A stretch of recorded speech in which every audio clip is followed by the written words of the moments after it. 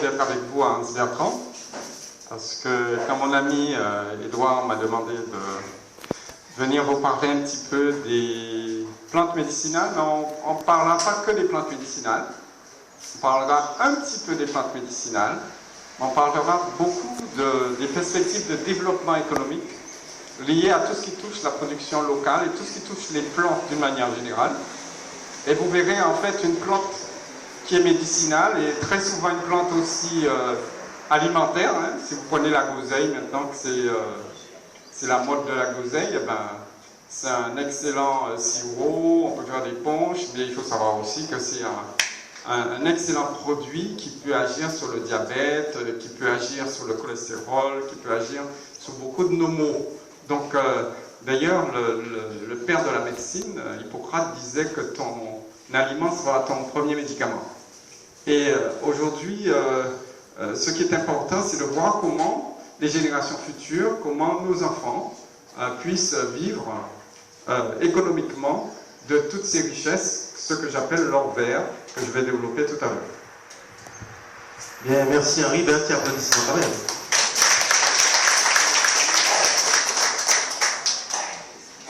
Je voulais simplement faire un petit rappel historique, puisque Henri-Joseph, en fait, je l'ai croisé un jour par hasard, en 1981, à Montpellier, où j'étais déjà pharmacien à Anse-Bertrand, et je vois un jeune Antillais que je croise dans l'escalier qui me pose la question. 81 à 2013, ça fait des années. Alors il m'a dit, vous êtes Guadeloupéen? Je lui ai dit oui. Eh bien moi aussi, je m'appelle Henri-Joseph. Et en fait, ce jour-là, il y avait une conférence animée par un grand professeur de renommée mondiale, le professeur Jean-Marie Pelt. Et il était venu, donc, comme moi-même, à cette conférence. Et il a donné, ce jour-là, sa première conférence publique en présence de Jean-Marie Pelt, un professeur de renommée mondiale. C'est donc qu'il avait une grande destinée, puisqu'il va vous l'expliquer tout à l'heure, grâce à son combat, eh bien, nos plantes médicinales ont été reconnues pour leurs valeurs et sont entrées maintenant dans la pharmacopée française. Donc aujourd'hui, en fait, nous nous sommes posé la question, qu'est-ce que nos plantes peuvent nous rapporter dans l'agriculture? Et c'est ce que Henri va nous faire le plaisir de vous expliquer. Donc Henri, tu as la parole. Voilà.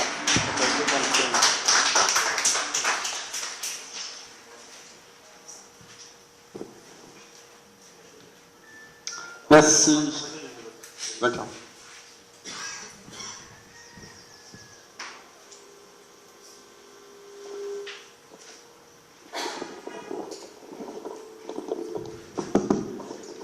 Merci Édouard.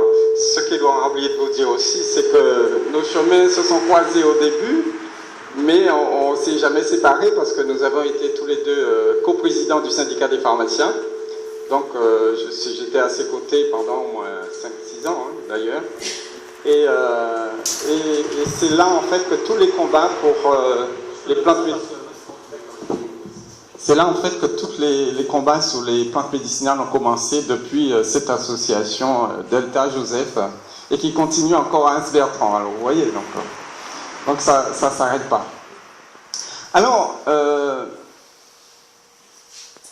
quand j'écoute les infos, je me rends compte que 34% de la population active, hein, les gens qui travaillent, qui devraient travailler, en fait se trouvent au chômage. Et 60% de nos jeunes n'ont pas de boulot. 60%, vous vous rendez compte? Plus de la moitié de nos jeunes ne travaillent pas. Alors, la question qu'on peut se poser, c'est que, est-ce que nous sommes dans le bon fonctionnement? Est-ce que c'est ça qu'il faut pour la Guadeloupe? Je me pose des questions. Parce qu'on n'arrive pas à donner du boulot à nos enfants. Et pourquoi on n'arrive pas à donner du boulot à nos enfants? Parce que j'ai vu, je crois que c'est en Suède, je crois. Parce que tout le monde travaille. Et j'ai vu qu'ils ont dû fermer, un bon nombre de prisons. Ils ont fermé des prisons et tout le monde travaille. Nous, on met tout le monde en prison et les gens ne travaillent pas. Donc c'est qu'il y a un problème. C'est que le modèle n'est pas bon. Le modèle qu'on nous propose n'est pas bon. Et qui peut changer ce modèle? C'est vous. Hein. chez vous. Et c'est ce que je vais essayer de vous montrer à travers cette discussion, parce que j'ai essayé de comprendre pourquoi on a tant de problèmes.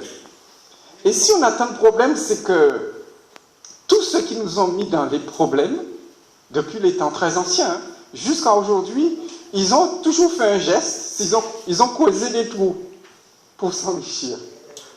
J'ai réfléchi, mais j'ai dit, mais attention,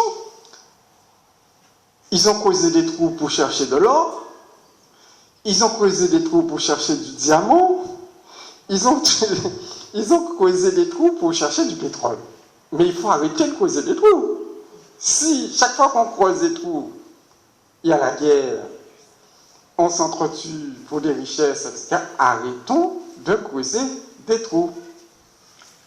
Alors, si on fait un petit pas en arrière, les premiers qui ont causé des trous, c'était les civilisations mayas, du côté d'Amérique centrale. Les Incas, les Mayas, vous avez entendu parler d'eux.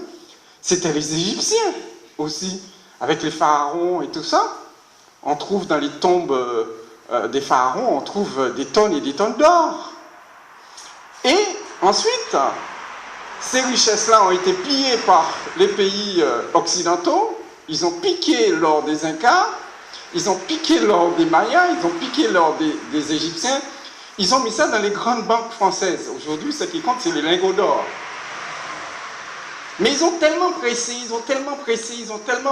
qu'aujourd'hui même, il manque de l'or. On est obligé de racheter de l'or. Il y a des achats d'or partout. Et le peu d'or qui vous reste dans votre cour, on l'arrache. Donc, vous voyez, il faut arrêter. C'est pas bon. C'est pas bon. Alors, ça, c'était les trous qu'on a creusés pour faire les richesses d'antan et qui nous font des misères encore aujourd'hui. On ne peut même pas avoir un petit anneau, une petite bague que notre grand-mère nous a laissé. C'est fini, ça. Après, ce n'était pas suffisant, ça. C'était la ruée vers l'or. C'est les Incas, les Mayas. C'est très loin, très loin. Mais plus près de nous, on a creusé des trous pour chercher de l'or noir. Là, c'était l'or jaune tout à l'heure. L'or noir. Alors là, quand ils ont découvert ça, c'était vraiment le nouveau siècle. On va tout faire à partir du pétrole. Et effectivement, ils ont tout fait à partir du pétrole. Les avions, les bateaux, les voitures, tout ça marche avec du pétrole. Ensuite, ça, vous voyez, ça c'est du plastique. Ça, tout ça, hop, c'est du pétrole. Ça c'est des polymères, du polystyrène, du polypropylène, tout ce que de poly que vous avez, tous ces polystyrène, même le linge, le tergal, polyester, le tergal. Voilà, les sacs plastiques, etc. Tout ça, regardez la bouteille là. Ça, c'est du pétrole, ça. Le timbal, c'est du pétrole, ça, c'est du pétrole. Ça, tout ça, c'est du pétrole. Mais le problème, c'est que dans 42 ans, c'est un trou. Quand vous fouillez un trou, vous cherchez quelque chose, le moment il est fini. Eh bien, c'est ce qui arrive. Et c'est pour ça que nous sommes en crise. Parce que dans 42 ans, il n'y a plus de pétrole. Mais vous vous rendez compte, les gens qui ont mis de l'argent, ils ont mis de l'argent, on leur dit qu'il n'y en aura plus. Alors qu'est-ce qu'ils ont commencé à faire? Ils ont commencé à faire ce qu'on appelle de la spéculation. C'est-à-dire, ils vont prendre l'argent, ils vont le mettre sur d'autres choses. Et ils l'ont mis sur l'immobilier.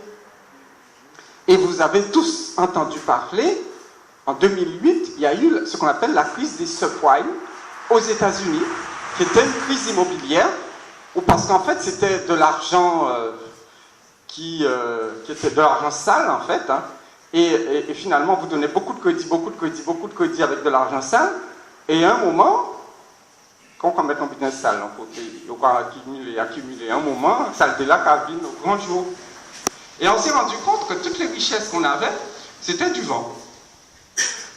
Et à ce moment-là, on est entré dans ce qu'on appelle, depuis 2008, on est entré dans ce qu'on appelle la crise.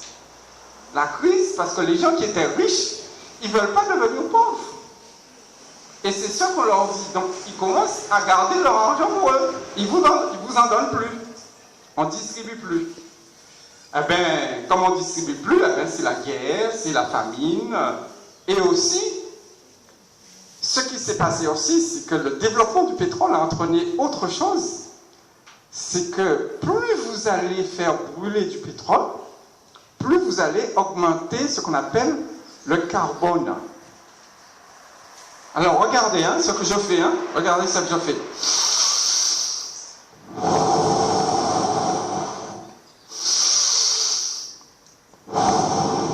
Pour vous, vous appelez ça Joseph qui a respiré. Mais quand on respire, on fait quoi? On fait entrer de l'oxygène et on dégage du gaz carbonique. Eh bien, c'est tout ce qu'on sait faire. Pour démarrer une voiture, quand vous allez brûler du pétrole, vous allez dégager du gaz carbonique.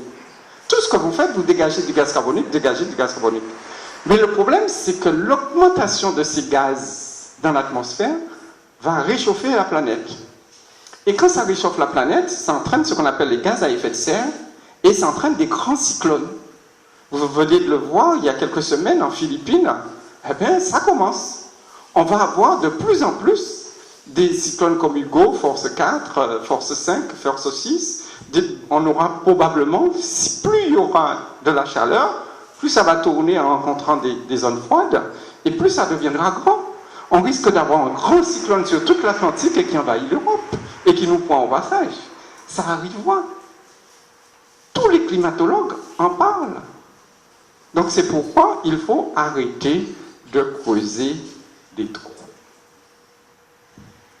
Alors vous allez me dire, si on ne creuse pas des trous, qu'est-ce qu'on va faire? Eh bien, je vais vous montrer.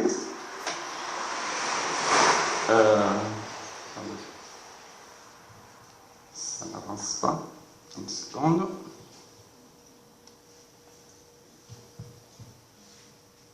Voilà. Alors le problème, c'est que quand on a creusé des trous, on a pressé la planète, eh bien, pour avoir beaucoup d'argent, quand on a pris un billet qu'on a mis dans la bouche, on se rend compte que l'argent n'est pas comestible. Aïe, aïe, aïe, on s'est trompé. On ne peut pas manger l'argent. Qu'est-ce qu'on va faire? Malgré tous les modèles de développement proposés par nos politiques en Guadeloupe, deux statistiques m'interpellent. Plus de 60% de nos jeunes sont au chômage, plus de 35% de la population active est au chômage. La Guadeloupe est le département le plus criminogène de l'outre-mer. J'attire sur votre attention. J'ai fait des calculs. Je n'ai même pas pris les morts qu'il y a eu la semaine dernière. Je me suis arrêté au mois de juin 2013, quand il y a eu le monsieur qui a tué ses enfants et sa femme à Tabanon, à Petit-Bourg. J'ai compté, on était à 28 morts par crime de sang. En juin, j'ai pris, dans une année, il y a 52 semaines. 52 semaines, j'ai divisé par 28 morts. C'est facile à faire. 2 fois 25, 50. Donc il y a 2 morts par semaine. Et une semaine, c'est 7 jours. Et vous divisez 7 jours par 2, ça vous donne 3,5 jours. Donc ça veut dire, un Guadeloupéen tue un autre Guadeloupéen tous les 3,5 jours. On les compte? Mais ça devrait nous alerter. En temps, moi, je ne vais pas tuer le monde comme ça. Il faut se poser la question, pourquoi on se tue? J'ai regardé à Grenade, dans la Caraïbe. À Grenade, ils ont 3 morts par an. Par an. Et nous, c'est tous les 3 jours, on a un mort.